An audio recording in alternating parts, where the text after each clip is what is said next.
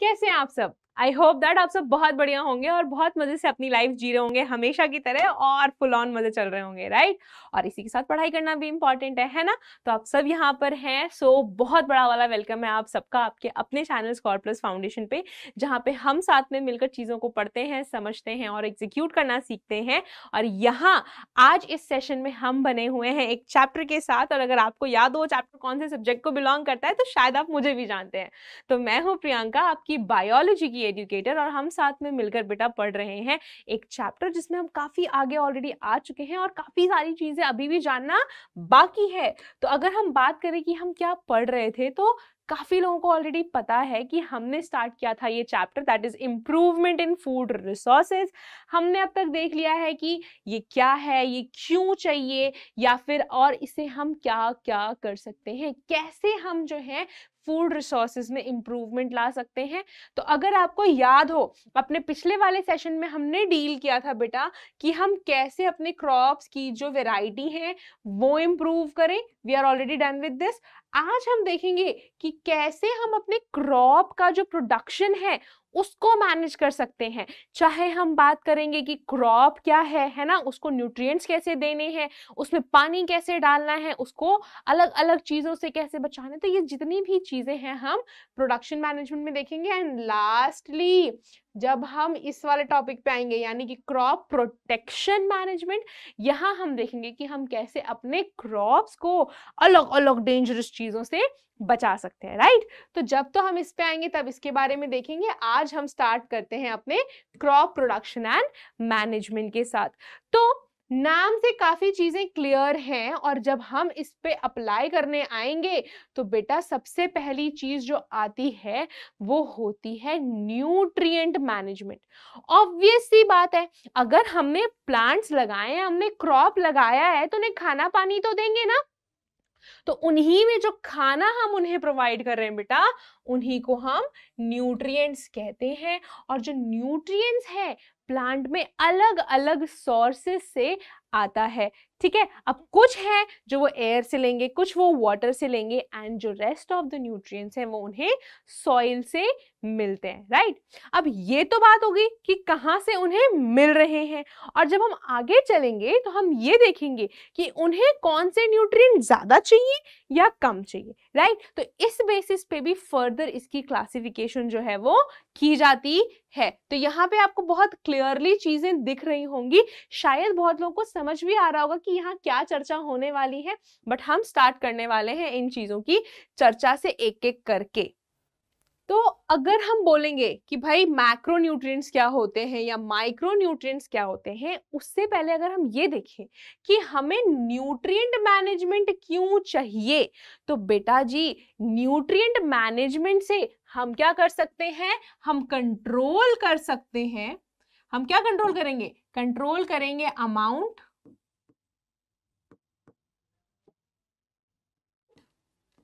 Time, and obviously हमें क्या क्या न्यूट्रिएंट चाहिए, उनका सिलेक्शन, ठीक है? तो न्यूट्रिएंट का अमाउंट, उनको कितना टाइम चाहिए, और लास्टली हमें कौन सा न्यूट्रिएंट चाहिए। तो कौन सा चाहिए, अगर हम इसकी बात करें तो हमें ये तो पता होना चाहिए कि हमारे पास न्यूट्रिएंट्स कितने हैं, है ना? तो अगर बेटा हम इसकी बात करते हैं तो हमारे पास टोटल 16 न्यूट्रिएंट जो हैं वो पौधों में पाए जाते हैं, जिसमें से हमने इसे दो टाइप्स में डिवाइड किया हुआ है, और वो यही दो टाइप है जो आपको स्क्रीन में दिख रहे हैं, that is macronutrients and micronutrients, ठीक है? और अगर हम इसमें भी क्लासिफिकेशन देखें तो मैक्रो नाम अगर ध्यान से देखो, ज्यादा हमने दिमाग नहीं लगाना, बस हम नाम देखेंगे जैसे आज तक हम देखते आए हैं। मैक्रो का मतलब होता है लार्ज, ठीक है? तो अगर मैं कह रही हूं मैक्रो न्यूट्रिएंट्स, इसका ये मतलब नहीं है कि लार्ज न्यूट्रिएंट्स, इसका ये मतलब है कि ये वो न्यूट्रिएंट्स हैं जो प्लांट्स को अच्छे खासे अमाउंट में चाहिए। लार्ज का ये मतलब नहीं है कि बहुत सारा चाहिए, हम ये कह रहे हैं कि ये वो न्यूट्रिएंट्स होंगे जो प्लांट्स को अच्छे खासे अमाउंट में चाहिए, ठीक है? तो हम लिख सकते हैं मैक्रो न्यूट्रिएंट्स वो हैं जो लार्ज अमाउंट में नीडेड होते हैं। So large amount is needed. और अगर किसी को याद करना है कि कितना अमाउंट, तो अराउंड 1 ppm।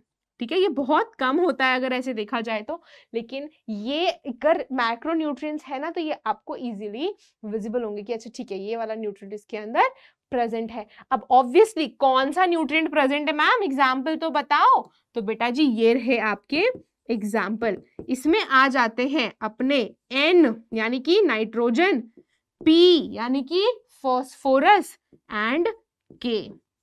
ये तो हो गए NPK। यहाँ स्टोरी खत्म नहीं हुई, इसके अलावा यहाँ पे कार्बन, हाइड्रोजन और ऑक्सीजन भी आता है।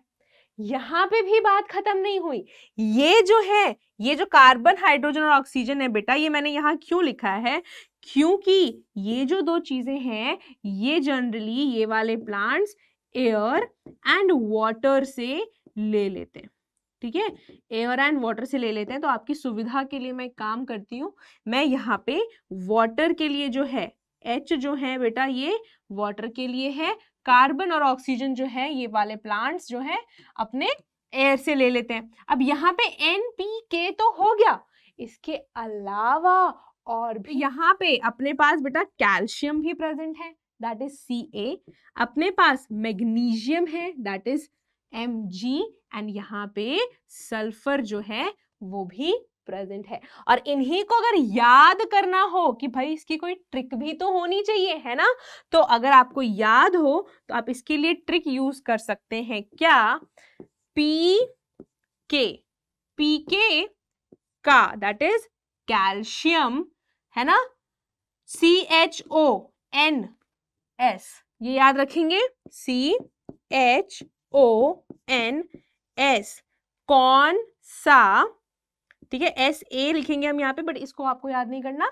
तो पीके का कौन सा मग है, ठीक है। तो अब यहाँ पे देखा जाए तो पीके कैल्शियम का कौन सा में C लिया है हमने, विच इज बेसिकली चौंसा। ठीक है, तो CHONS में अपना सल्फर है, A हमने थोड़ा सा तुक बनाने के लिए ले लिया है, और मग में MUG ना लिख के MG लिख ले ताकि आपको पता रहे ये मैग्नीशियम है, और है बस इस सेंटेंस को कंप्लीट करने के लिए हमने यूज किया है। तो पीके का कौन सा, तो पीके का कौन सा मग है ये बेटा, इसके लिए यहाँ पे ट्रिक है कौन से, मैक्रोन्यूट्रिएंट्स की। अब अगर हम इधर आ जाएं, अपने पास है माइक्रोन्यूट्रिएंट्स। अगेन नाम से ये काफी हद तक चीजें क्लियर हो गई होंगी, समथिंग जो कम चाहिए, है ना, माइक्रो ऑर्गेनिजम्स वगैरह हमने काफी ज्यादा सुने हुए हैं, राइट। तो माइक्रोन्यूट्रिएंट्स की अगर हम बात करें बेटा, तो हम बोल सकते हैं कि दिस इज समथिंग जो कि प्लांट्स को कम अमाउंट में चाहिए, तो needed in less amount. And obviously अगर हम बोले तो लिख सकते हैं that this is required less than 1 ppm। ठीक है, लेस देन 1 ppm जो है इसकी क्वांटिटी है, दैट इज रिक्वायर्ड हियर। अब यहाँ पे भी ऑब्वियस सी बात है, एग्जाम्पल्स तो आएंगे।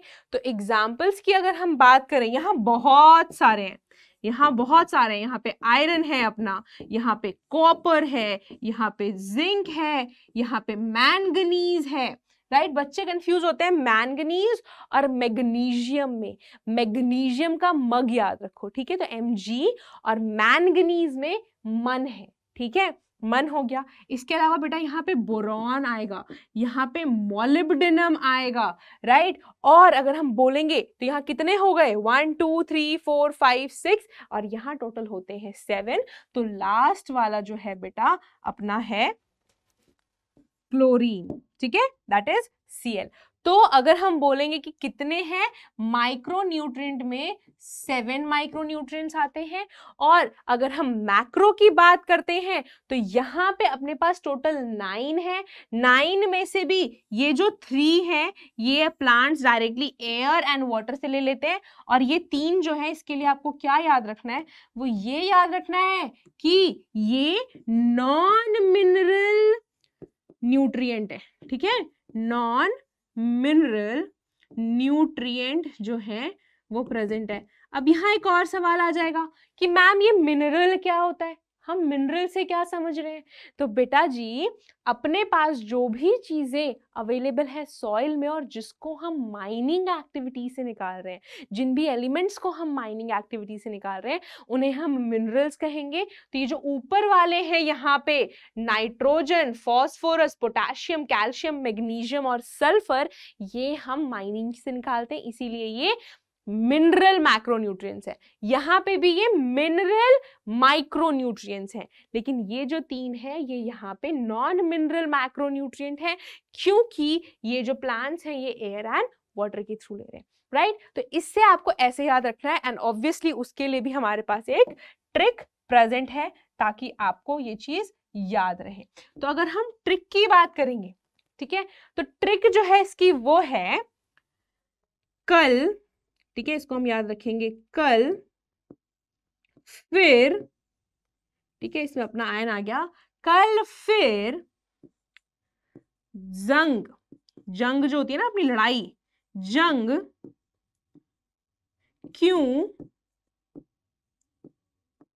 क्यों हुई,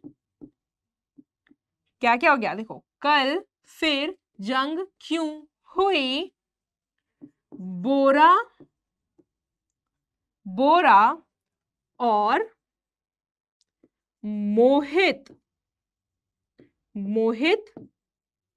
में, ठीक है, तो इससे हम याद रखेंगे बेटा MN, राइट? ये में जो है इससे हम MN याद रखने वाले हैं,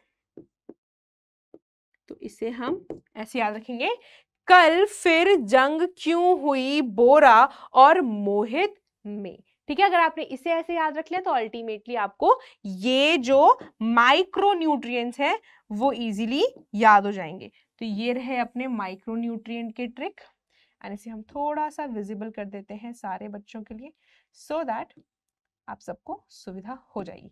यस, तो ये हो गया बेटा अपना जो ट्रिक है वो, और ये हो गई बात अपने न्यूट्रिएंट्स की। तो टोटल हमारे पास कितने न्यूट्रिएंट्स हैं? हमारे पास टोटल हैं 16, जिसमें से 7 अपने माइक्रो हैं और 9 जो है वो अपने मैक्रो हैं। 9 में से जो 3 हैं वो नॉन मिनरल वाले हैं, तो हम लिख सकते हैं दैट यहाँ पे हमारे पास 6 + 3 जो है वो प्रेजेंट है। मैक्रो हमें ज्यादा चाहिए होते हैं, माइक्रो कम चाहिए होते हैं। यहाँ पे ये रहे इन सबके नाम, ये रही आपके पास ट्रिक इसे याद रखने की, and ultimately we are done with nutrient management. ठीक है, अब हम क्या करेंगे? ऑब्वियसली चैप्टर खत्म नहीं हुआ है, हमें ये पता लग गया है कि जो पौधों को न्यूट्रिएंट चाहिए वो कितने चाहिए, क्यों चाहिए और इसके क्या बेनिफिट्स हैं। तो वो सब हमने पौधों को दे दिया, अपने क्रॉप्स को दे दिया, तो ऑब्वियसली अब वो हैप्पी हैं कि हम चीजों को कैसे मैनेज करने वाले हैं, राइट? तो इसके साथ अब ऑब्वियसली उन्हें क्या चाहिए? उन्हें चाहिए बेटा खाद, है ना? तो जो मिनरल है एक बार देने से काम खत्म नहीं हो जाएगा ना, उसको बार बार आपको रिप्लेनिश करना पड़ेगा, क्योंकि अब खेत तो तुम्हारे पास एक ही है, farmers has got the same land, and उसी के ऊपर उन्हें बार बार खेती करनी है। ओवर द इयर्स वो उसी पे खेती करते रहते हैं, तो जब वो इतनी खेती करेंगे तो ऑब्वियस सी बात है मिट्टी में तो जो हमारे पास मिनरल्स प्रेजेंट है वो एक दिन खत्म हो जाएंगे, है ना? जो न्यूट्रिएंट हमारे पास है मिट्टी में वो तो खत्म हो जाएंगे ना, तो उसको वापस से भरना होगा ना। घर में ग्रोसरी आती है तो वो एक टाइम बाद खत्म हो जाती है, हम वापस से वो ग्रोसरीज खरीद के लाते हैं, अपने सारे जार्स भरते हैं, उन चीजों को रिप्लेनिश करते हैं, राइट? तो मिनरल रिप्लेनिशमेंट जो है बेटा ये वो टेक्निक होती है जिससे कि हम सॉइल में न्यूट्रिएंट्स वापस लाते हैं, राइट? तो मिनरल रिप्लेनिशमेंट क्या है? ये है वो टेक्निक जिससे कि हम अपने मिट्टी को वापस से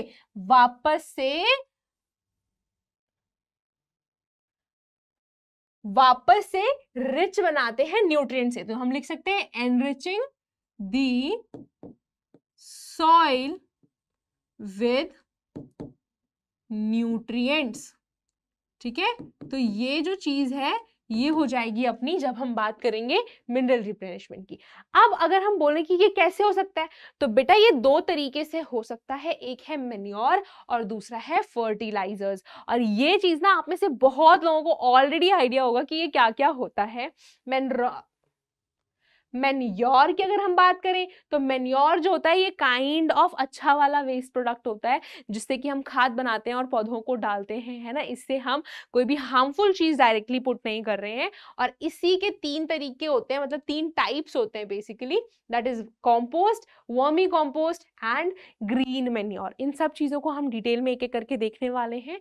and we have got fertilisers as well. जो फर्टिलाइजर्स हैं इनकी मदद से भी ऑब्वियसली हम मिट्टी में वापस से न्यूट्रिएंट्स जो है वो डाल रहे हैं, जिससे कि प्लांट्स को खूब सारा खाना मिले और वो हेल्दी ग्रोथ जो है वो शो करते रहे, राइट। तो स्टार्ट करते हैं पहले अपने मैन्योर के साथ। तो जब हम मैन्योर की बात कर रहे हैं, मैंने ऑलरेडी लिखा हुआ है कि इसके बेनिफिट्स क्या हैं और इसके डिसएडवांटेजेस क्या है। तो ऑब्वियस सी बात है कि कोई भी चीज होगी तो उसकी अच्छा साइड भी होगा, उसका बुरा साइड भी होगा। तो पहले हम अच्छा साइड जो है वो देख लेते हैं। तो अगर हम बोले कि मैन्योर का बेनिफिट क्या है, तो बेनिफिट जो है वो आपको इसी से समझ आ जाएगा कि ये होता क्या है, राइट। तो बेटा ये जो मैन्योर होते हैं ये जनरली बायो वेस्ट होते हैं, राइट। तो आप लिख सकते हो manure are the natural substance, और ये वो सब्सटेंस है जिसे हमने बनाया है एनिमल एंड प्लांट वेस्ट से, राइट। दैट इज obtained, या फिर मैन्युफैक्चर्ड भी लिख सकते हो आप, obtained from, या फिर बाय ज्यादा अच्छा वर्ड रहेगा इस चीज के लिए, obtained by decomposition of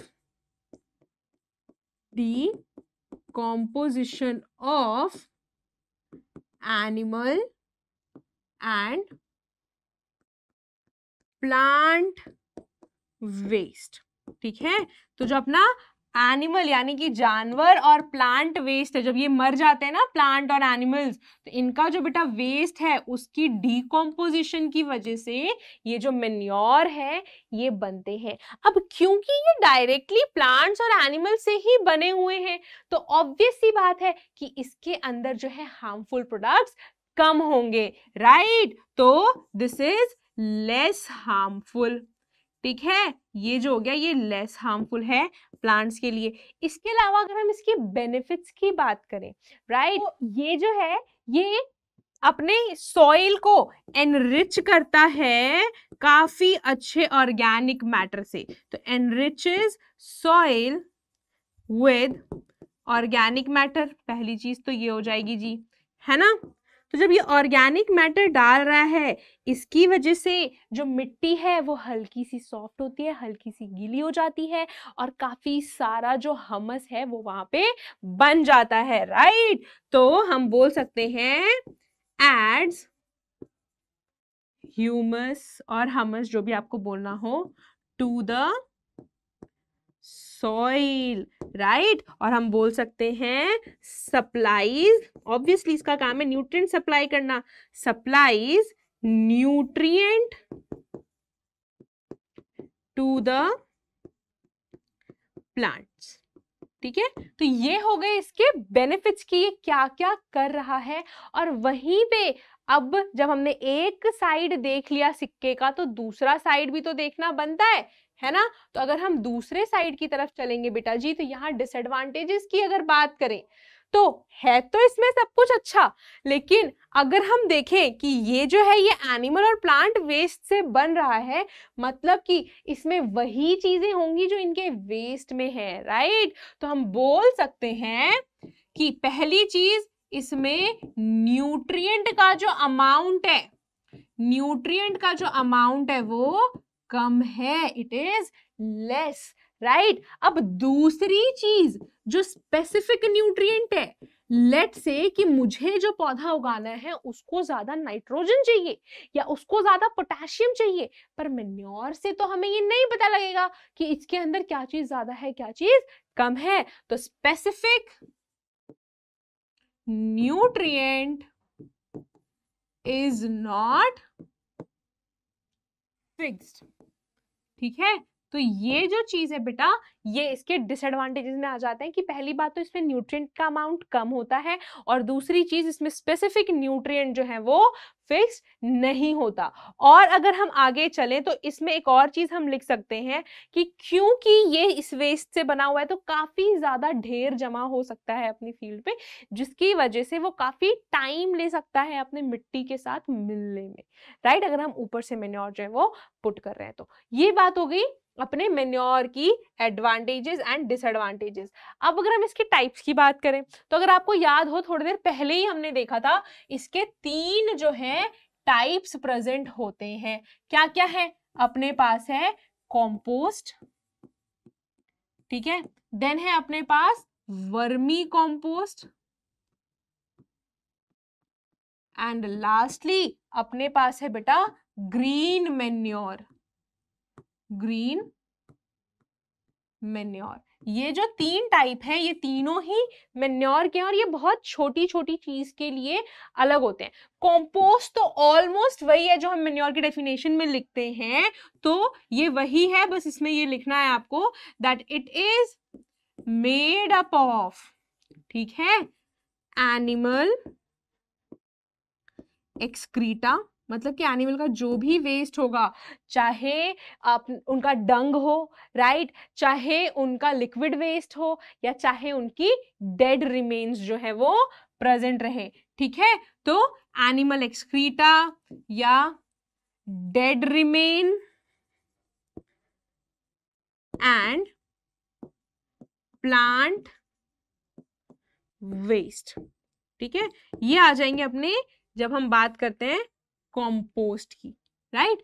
अब थोड़ा और अगर आगे जाएं तो अपने पास आ जाता है vermi compost, right. Vermi compost again जो है वो प्लांट वेस्ट है, बट यहाँ पे अगर हम बोलेंगे तो ये अर्थवॉर्म की वजह से है जो बनता है। तो अगर हम यहाँ पे बोलेंगे कि भाई इसकी डेफिनेशन क्या होगी, तो हम सिंपली लिख सकते हैं दैट इस केस में जो डिग्रेडेशन होगी बेटा, है ना, सो डिग्रेडेशन ऑफ ऑर्गेनिक मैटर, जो अपना ऑर्गेनिक मैटर है उसी की तो डिग्रेडेशन हो रही है ना, और वो कर कौन रहा है? Is done by using earthworms, ठीक है। तो ये थोड़ा सा डिफरेंस आ जाता है जब हम बात करते हैं कंपोस्ट की और वर्मी कंपोस्ट की, ठीक है। So this is the definition for vermi compost जो कि हमें देखने को मिलता है। अब यहीं पे अगर आप देखोगे तो एक और type that is green manure, है ना। अब ग्रीन मेन्योर क्या है मैम? बाकी में क्या हम ब्राउन मेन्योर यूज कर रहे हैं? It's not like that. जब हम बेटा मेन्योर की बात करें तो इसमें वैसे भी प्लांट्स और एनिमल वेस्ट होते हैं, और ग्रीन मेन्योर में स्पेसिफिकली हमारे पास प्लांट वेस्ट होता है, और उसमें भी जो लेग्यूमिनस प्लांट्स होते हैं, मतलब जैसे मटर का पौधा हो गया या फिर दालों के जो पौधे होते हैं, लेग्यूमिनस प्लांट्स जो हैं उनका जो वेस्ट है उससे हम मेन्योर बनाते हैं। तो इसमें कैसे बन रहा है ये, राइट, ये भी सवाल हो सकता है। और उससे पहले ये सवाल होगा कि लेग्यूमिनस प्लांट्स कौन से होते हैं, है ना। तो एग्जांपल तो मैंने आपको दे दिए। अब जब मैं बोलूं कि लेग्यूमिनस प्लांट्स हैं, मतलब कि ये वो प्लांट्स है बेटा जिसके रूट्स में, यानी कि जिनकी जड़ों में एक बैक्टीरिया रहता है जिसका नाम है राइजोबियम, और ये राइजोबियम उस प्लांट को हेल्प करता है नाइट्रोजन फिक्स करने में, जिसकी वजह से इन लेग्यूमिनस प्लांट्स में नाइट्रोजन की मात्रा काफी ज्यादा होती है, और ये प्लांट्स जो है अच्छे से अगर मिट्टी में मिल गए, मेन्योर बन गए, तो अल्टीमेटली इससे जो है हमें काफी अच्छी खाद जो है वो मिल सकती है, राइट। तो इस केस में हम क्या कर रहे हैं, हम कैसे लिख सकते हैं? तो ग्रीन मेन्योर की अगर हम बात करें तो यहां पे, राइट, इसमें क्या लिख सकते हैं? Dead remains of leguminous plants, ठीक है, लेग्यूमिनस प्लांट्स जिसे हम लेग्यूम्स भी बोलते हैं, है ना। एग्जाम्पल भी चलो इधर ब्रैकेट में लिख देते हैं, जैसे कि हो गया पी यानी कि मटर, या फिर जो अपने दाल होते हैं पल्सेस, इनके जो बेटा प्लांट्स होते हैं उनका जो डेड रिमेन है is degraded and used for nutrient replenishment, ठीक है, न्यूट्रिएंट रिप्लेनिशमेंट। इससे क्या होगा कि हम अपने प्लांट्स को अच्छे से जो न्यूट्रिएंट्स हैं वो दे देंगे और यहाँ पे जो हमारे प्लांट्स हैं वो हैप्पी हैप्पी रहेंगे क्योंकि उनको बहुत सारा अच्छा अच्छा खाना मिल गया है। ठीक है, तो ये थी बेटा बात अपने 3 अलग अलग टाइप के मेन्योर की। और यहाँ पे हमने इससे पहले डील कर लिया है कि मेन्योर के फायदे क्या है, यानी कि बेनिफिट्स क्या है। ये पहली बात तो ऑर्गेनिक है, राइट, इससे जो है प्लांट्स को हार्म नहीं पहुंचने वाला किसी तरीके से। और हम जो भी हमारे पास मटेरियल्स है, प्लांट्स और animal waste, instead of putting it in कचरे का डब्बा, हम उसे यूज कर रहे हैं खाद बनाने के लिए। अब यही इसके साथ कुछ डिसएडवांटेजेस आ जाती है, वो ये कि हमें नहीं पता ना कि हमें कितना उससे जो न्यूट्रिएंट है वो मिलने वाला है, राइट। तो न्यूट्रिएंट की मात्रा पहली चीज तो इसमें कम होती है और दूसरी बात हमें ये नहीं पता कि कौन सा न्यूट्रिएंट इसमें जो है वो ज्यादा प्रेजेंट है। ठीक है, तो ये बात हो गई बेटा अपने मेन्योर की और उसके टाइप्स की। अब हम चलने वाले हैं आगे और देखेंगे कि फर्टिलाइजर्स जो हैं वो क्या होते हैं, राइट। तो जब हम फर्टिलाइजर्स की बात करेंगे तो ये भी है खाद, लेकिन ये जो है बेटा ये कमर्शियली बनाए जाते हैं फैक्ट्रीज में, ये लेबोरेटरीज में बनाए जाते हैं। मेन्योर को हम डायरेक्टली खेत में बनाते हैं, it is prepared in the farms directly. लेकिन अगर हम फर्टिलाइजर्स की बात कर रहे हैं, है ना, तो इट इज समथिंग जिसे हम केमिकली बनाते हैं अपने लेबोरेटरीज में। तो हम लिख सकते हैं it is prepared in laboratories, right. फिर इसकी लार्ज प्रोडक्शन होगी अपने फैक्ट्रीज में, राइट। तो इस चीज में क्या होगा, इसमें क्या होगा कि जो न्यूट्रिएंट है अपने पास, लेट्स से अपने पास जो भी, देखो हमने मैक्रो और माइक्रो डील किए थे अभी, नाइट्रोजन है, फास्फोरस है, पोटेशियम है, इनकी मात्रा अपने हिसाब से बेटा एडजस्ट कर सकते हैं, राइट। अब हमें पता है कि ठीक है मुझे इस पौधे के लिए नाइट्रोजन ज्यादा चाहिए या इस पौधे में पोटेशियम जो है वो ज्यादा चाहिए। तो जब मैं खुद ही खाद बना रही हूं तो मैं अपनी मर्जी से बनाऊंगी ना, चलो ठीक है मैं ये खाद बनाऊंगी जिसमें जो है सिर्फ नाइट्रोजन रहेगा या जिसमें जो है सिर्फ पोटेशियम रहेगा। और जब हमने फर्टिलाइजर्स बनाए और क्योंकि उसमें हमें मात्रा पता है तो हम डायरेक्टली उसको यूज कर सकते हैं अपने एक पर्टिकुलर प्लांट में, एंड ऑब्वियसली उस पौधे को उगने के लिए जो खाद चाहिए थी वो मिल गई, तो वो प्लांट जो है अच्छी ग्रोथ शो करेगा। तो अब इसको हम लिख कैसे सकते हैं, है ना, ये भी सवाल है। तो सवाल हम क्या लिखेंगे, वी कैन, और चलो अपने पे ना लेके ना डायरेक्टली स्टेटमेंट फॉर्म में लिखते हैं। ठीक है, इसमें क्या लिखेंगे हम, दी amount of specific nutrient is known। ठीक है, एक तो स्पेसिफिक न्यूट्रिएंट का अमाउंट जो है वो नोन है, इसके अलावा हमें पता है कि इसके अंदर कौन कौन से जो अपने न्यूट्रिएंट है वो प्रेजेंट है। और उसमें भी अगर हम बोले तो इसमें बेटा लार्ज स्केल प्रोडक्शन पे हम कर सकते हैं, राइट। तो हम इसको लार्ज स्केल प्रोडक्शन इसकी कर सकते हैं जिससे कि हमें काफी सारी खाद मिल जाएगी और हम अपने प्लांट्स को प्रोवाइड कर सकेंगे, राइट। तो it is beneficial, right, it is beneficial for better growth of plant, right. तो हम लिख सकते हैं यहाँ पे it is beneficial for better growth of plants, क्योंकि ऑब्वियसली उन्हें जो जो न्यूट्रिएंट चाहिए वो हम फर्टिलाइजर्स की मदद से प्रोवाइड कर पा रहे हैं। और जब प्रोवाइड कर पा रहे हैं तो अल्टीमेटली वो जो पौधा है वो हैप्पीली अच्छे से ग्रो करेगा। लेकिन एक चीज सोचो ना कि इसको हम लेबोरेटरीज में बना रहे हैं, राइट। तो इसमें ये जो बन रहा है बेटा, तो लेबोरेटरीज में जब बनाएंगे तो हम क्या इस्तेमाल करेंगे, हम साग सब्जी नहीं इस्तेमाल कर रहे हैं इसे बनाने के लिए, इसे बनाने के लिए हम केमिकल यूज कर रहे हैं, राइट। तो इसका डिसएडवांटेज क्या है, it is chemical based product. ठीक है, केमिकल बेस्ड प्रोडक्ट। अब जब ये केमिकल है तो अल्टीमेटली जब इससे बना हुआ पौधा उगेगा, जिस पौधे में हमने ये डाला है, तो उसके अंदर भी तो केमिकल्स आए और जब हम खाएंगे तो अल्टीमेटली हमें भी वही केमिकल्स मिलेंगे और हमारी हेल्थ पे इसका एडवर्स इफेक्ट जो है वो पड़ सकता है, राइट। सी कैसे सारी चीजें जो है लिंक्ड है, राइट। तो यहाँ पे हो गया it is based chemical based product.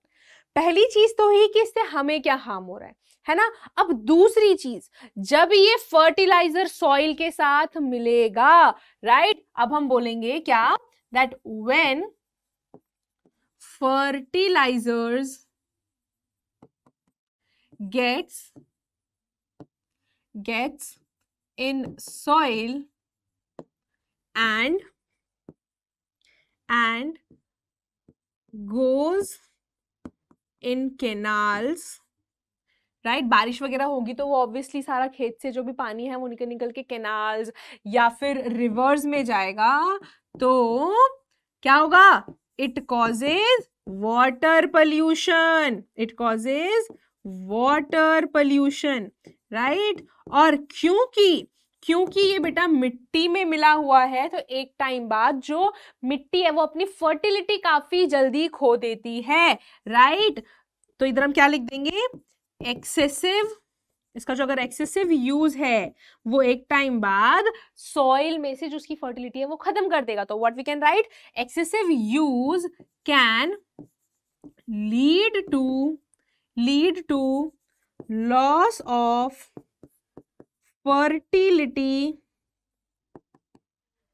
Fertility in plants, ठीक है। जो एक्सेसिव यूज होगा इसका वो अगर हमने किया तो सॉइल जो है वो अपनी फर्टिलिटी जो है वो खो देगा, राइट। इनिशियली तो प्लांट्स में जो ये आ रहा है, जब ये सॉइल में डालेंगे तो बहुत अच्छी खासी फर्टिलिटी होगी प्लांट्स की, लेकिन एक टाइम बाद बेटा ये जो सॉइल है वो, क्योंकि ये केमिकल बेस्ड प्रोडक्ट है, अपनी फर्टिलिटी लूज कर देगा एंड नुकसान किसका होगा? हमारा ही होगा, ठीक है। तो ये चीज हो गई जब हम फर्टिलाइजर्स के बेनिफिट्स और इसके डिसएडवांटेजेस की बात करते हैं। और यहां तक जो था ये हो गई अपनी न्यूट्रिएंट रिप्लेनिशमेंट की बात, राइट। अब अगर हम थोड़ा आगे चलेंगे तो यहां पे अगर आपको देखें ये टर्म ऐसी है ना जो बहुत कॉमनली सुनी हुई है, ऑर्गेनिक फार्मिंग, है ना। आजकल बड़ा ट्रेंड है ऑर्गेनिक फार्मिंग का, people are literally mad behind the organic products कि भाई हम ऑर्गेनिक प्रोडक्ट्स लेंगे, राइट। आपने दो चीजें सुनी होगी, natural products and organic products, right. ये दोनों वैसे अलग चीजें हैं बेटा। और अगर हम बोले कि एग्जैक्टली है क्या ये ऑर्गेनिक फार्मिंग क्या है, ऑर्गेनिक प्रोडक्ट्स क्या है, क्यों लोग इसके पीछे पड़े हुए हैं, तो जब हम इस चीज के बारे में डिस्कस करेंगे ना, you will get to know कि क्या क्रेज है इसका, क्यों क्रेज है इसका, राइट। तो अगर हम बोले कि ऑर्गेनिक फार्मिंग क्या होती है, तो ऑर्गेनिक फार्मिंग तो हमको पता है, लेकिन अगर हमने जब फार्मिंग करी, जब हमने अपने प्रोडक्ट्स उगाए बेटा, जब हमने अपने क्रॉप्स उगाए और उसके अंदर हमने किसी भी तरीके का केमिकल यूज नहीं किया, हमने ना मैन्योर यूज किया, ना हमने फर्टिलाइजर यूज किया, राइट। हमने प्लांट को अपने आप उगने देना है, और जब ऐसा होगा तो ऑर्गेनिक फार्मिंग जो है वो हमें देखने को मिलती है, राइट।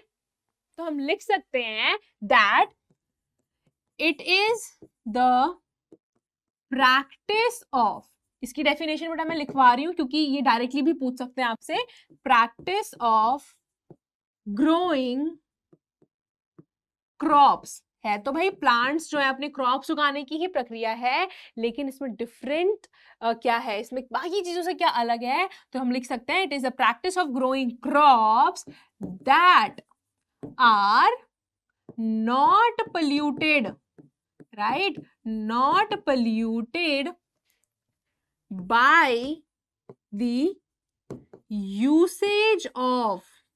अब कौन कौन सी चीजें हम डालते हैं पौधों में? हम डालते हैं बेटा मैन्योर, है ना, हमने मैन्योर डाला, इसके अलावा हम फर्टिलाइजर्स डालते हैं, है ना, और ऑब्वियसली पौधों में जब कीड़े मकोड़े होते हैं तो हम इसमें पेस्टिसाइड्स और इंसेक्टिसाइड्स भी डालते हैं। और भले ही हमने इससे कीड़ों को तो मार दिया, जब इससे कीड़े मर सकते हैं तो क्या हमें फर्क नहीं पड़ेगा? क्या हमें इससे हार्म नहीं होगा? बिल्कुल होगा, राइट। तो अल्टीमेटली अगर पेस्टिसाइड्स पौधे में है, क्रॉप में है, तो उससे हमें ही प्रॉब्लम होगी, राइट। तो इसीलिए जब हम ऑर्गेनिक फार्मिंग की बात करते हैं तो उस फार्मिंग में हमने क्रॉप्स के अंदर किसी भी तरीके का कोई पोल्यूशन नहीं डाला है, मतलब किसी भी तरह का कोई कचरा नहीं डाला है, चाहे हम मैन्योर की बात कर लें, फर्टिलाइजर की बात कर लें या फिर पेस्टिसाइड्स की बात कर लें, ठीक है। तो इससे क्या होगा, ऑर्गेनिक फार्मिंग की अगर हम बात करें तो इससे इसका फायदा क्या होगा? तो पहली चीज तो बेटा इसमें अगर मैं इसके एडवांटेजेस यहां लिख दूं,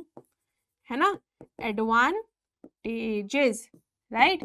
तो पहली चीज इसमें क्या होगा, जो प्लांट्स हैं they are free from any sort of pollution, बहुत बढ़िया, पोल्यूशन नहीं कर रहे हैं हम, है ना।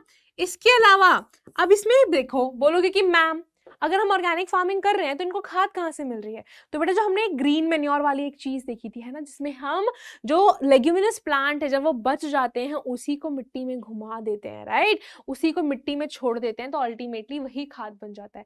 जब हम ऑर्गेनिक फार्मिंग की बात करते हैं, इसमें ना हम अलग अलग मेथड्स यूज करते हैं कि सॉइल को उसी के हाल में छोड़ देंगे, कुछ टाइम बाद वो अपने फर्टिलिटी जो है वो खुद ही गेन कर लेगा, राइट, उसको हम नेचर पे छोड़ देते हैं, है ना। जो प्लांट्स हमने ग्रो किए हैं, हम ऐसे प्लांट्स ग्रो करेंगे कि जो प्लांट्स हैं वो सॉइल की फर्टिलिटी गेन करने में हेल्प करें, जिसके अंदर अलग अलग टेक्निक्स जो हैं वो यूज करते हैं। हम इसके लिए मिक्स फार्मिंग का यूज करते हैं, हम क्रॉप रोटेशन यूज करते हैं, हम इंटर क्रॉपिंग की प्रक्रिया जो है वो यूज करते हैं कि जो क्रॉप लगाएंगे वो दल बदल करके लगाएंगे, इसकी अदला बदली करते रहेंगे।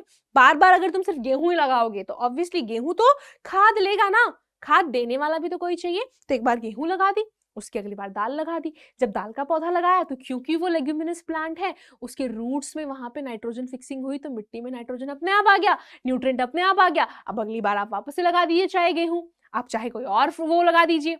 ये होता है बेटा, ये तकनीक जो होती है ना अपनी बार बार अलग अलग वो लगाने की, इसे हम कहते हैं क्रॉप रोटेशन। एंड ऐसे में एक होती है इंटर क्रॉपिंग। इंटर क्रॉपिंग में क्या होती है कि हम एक ही खेत में अलग अलग प्लांट्स लगा देते हैं, राइट। फिर हमारे पास एक मिक्स क्रॉपिंग भी होती है। तो ये सारी चीजें भी ना हम डिस्कस करने वाले हैं इसी चैप्टर में, मोस्ट प्रोबेबली अपने अगले सेशन में। तब तक के लिए यहाँ पे इसकी जो बाकी की डेफिनेशंस हैं, मतलब बाकी के जो एडवांटेजेस हैं वो देख लेते हैं। डेफिनेशन तो ऑलरेडी हमने देख ली है, राइट। तो यहाँ पे अगर मैं बोलूँ इसका एडवांटेजेस क्या है, तो जो भी बेटा अपना फार्म वेस्ट है, right, farm waste is recycled. Obviously जो भी वेस्ट हमारा बना, जो भी वेस्ट प्रोड्यूस हुआ वो खेत में ही तो यूटिलाइज हो गया, एंड अल्टीमेटली हमें जो भी नए पौधे हैं वो मिल गए, और इससे हमारा हो गया फायदा। अब अगर हम बोले तो जो प्लांट हमें मिल रहा है, जो क्रॉप्स हमें मिल रहे हैं, है ना, वो क्रॉप्स एकदम मस्त है, उसके अंदर ना फर्टिलाइजर है ना उसके अंदर पेस्टिसाइड है, मतलब वो टॉक्सिक फ्री है, टॉक्सिक सब्सटेंसेस उसके अंदर नहीं है, वो एकदम अच्छा है हमारी हेल्थ के लिए। तो हम लिख सकते हैं crops are free from insecticides, pesticides and obviously chemical based fertilisers. Thus इसकी वजह से जो क्रॉप बेटा ग्रो होंगे it is good for health, ठीक है। ये वाले जो क्रॉप्स होंगे ये हमारे हेल्थ के लिए ही तो बढ़िया होंगे ना, अगर केमिकल नहीं खाओगे तो अच्छा ही रहेगा। एंड लास्टली अगर हम एक और चीज डिस्कस करें कि जब हमने बोल दिया इसमें कोई पोल्यूशन नहीं है, इसके अंदर जो भी हमारा फार्म वेस्ट है वो रिसाइकल हो रहा है, जो हमारे क्रॉप्स हैं वो हर तरीके के इंसेक्टिसाइड पेस्टिसाइड से फ्री है, और अगर हम बोलेंगे कि इससे क्या सॉइल वगैरह का कोई फायदा है, तो this is something, it is good for soil health as well. हमारी हेल्थ तो बढ़िया रहेगी, इसकी वजह से सॉइल जो है वो भी हैप्पी रहेगा, क्योंकि उससे तो किसी तरीके के केमिकल्स नहीं मिल रहे ना, और जिस तरीके से हम प्लांट्स लगाएंगे उससे सॉइल को ही बार बार न्यूट्रिएंट मिलेगा, तो सॉइल भी हैप्पी, हम भी हैप्पी, तो सब हैप्पी। इसी वजह से बेटा ऑर्गेनिक फार्मिंग जो है वो आजकल बहुत ज्यादा ट्रेंड में है, और लोग जो है वो ट्राई कर रहे हैं कि वो ऑर्गेनिक प्रोडक्ट्स परचेज करें। बट इसके साथ प्रॉब्लम बस यही है कि जो ऑर्गेनिक प्रोडक्ट्स हमें मिलते हैं वो काफी ज्यादा कॉस्टली रहते हैं, right. This is something that is kind of a drawback for this. But obvious सी बात है ना, जब इतनी जनता है तो हर कोई अगर ऑर्गेनिक फार्मिंग में लग जाएगा तो it is going to take time. हमने थोड़ी देर पहले ही देखे थे ना कि हमारे पास क्या क्या फैक्टर्स होते हैं, कि ये फैक्टर्स अगर हम देखेंगे तो इससे जो हमारी वैरायटी है वो इंप्रूव होगी। तो अगर हम उन सारी चीजों पे फोकस करेंगे, है ना, तो ऑब्वियस सी बात है कि कहीं ना कहीं किसी ना किसी चीज से तो कॉम्प्रोमाइज होगा ही, राइट। तो ये हो गई बेटा आज अपने न्यूट्रिएंट रिप्लेनिशमेंट की बात, जहां पे हमने मैन्योर देखा, फर्टिलाइजर देखा और देखा कि ऑर्गेनिक फार्मिंग क्या होती है। और आप इन सब के नोट्स जो हैं वो सिंपली डाउनलोड कर सकते हैं स्कॉट प्लस ऐप से, जो कि आपको मिल जाएगा गूगल प्ले स्टोर पे। तो मुझे ऐसा लगता है कि आप इसे ऑलमोस्ट काफी सारे लोग कर चुके होंगे, बट यहाँ पे जो भी न्यू है आप भी बेटा ये कर सकते हैं, ताकि आपको ना कि सिर्फ बायो बल्कि केमिस्ट्री, फिजिक्स, एसएसटी, इंग्लिश सबके नोट्स जो हैं वो इजीली मिल जाए, राइट। और आप हमें टेलीग्राम पे भी फॉलो कर सकते हैं, ताकि आपको टाइम एंड अगेन अपडेट्स मिलती रहे चीजों को लेके और आप एकदम रिलैक्स होके पढ़ाई कर सकें, ठीक है। तो इसी चीज के साथ बेटा मैं अभी यहाँ पे सेशन एंड कर रही हूँ विद अ नोट दैट हम वापस मिलेंगे, और तब तक के लिए all of you are required to stay happy, healthy and safe. So bye.